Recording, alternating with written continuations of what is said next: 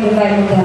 E tudo vai ser em vão. Ah, eu quero ser um jogador de futebol. Ah, eu quero mais ser jogador de futebol. Eu quero ser jornalista. Não, não quero ser mais jornalista, eu quero ser modelo. Não, não quero mais ser modelo. E vocês vão procurar em todos os lugares alguma coisa para preencher esse vazio que está aí, que vocês não vão achar. Porque o verdadeiro amor que preenche o coração, ó, Jesus sacramentado. Ele deu a vida por você.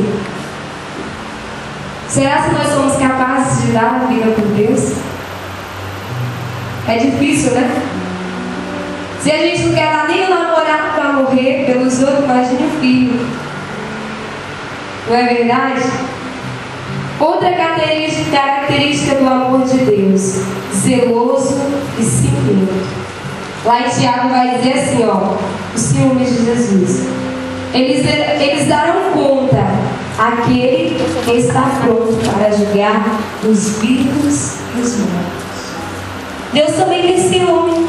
Vocês acham que quando alguém diz assim: ei, Gabriel, bora pra igreja? Ah, não, hoje eu vou pra festa. Hoje vai ter ali um arrastão. Vai ter não sei o que.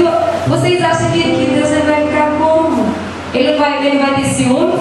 Se vocês são a joia mais rara, a preciosidade de Deus, Ele não vai ter ciúme de vocês? Por exemplo, o pai da terra.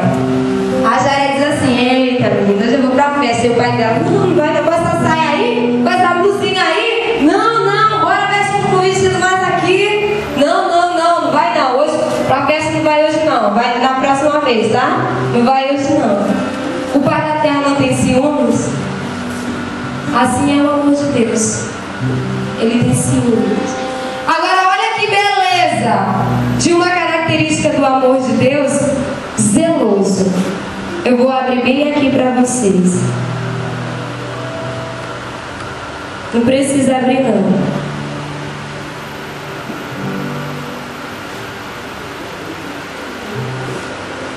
Isaías 43.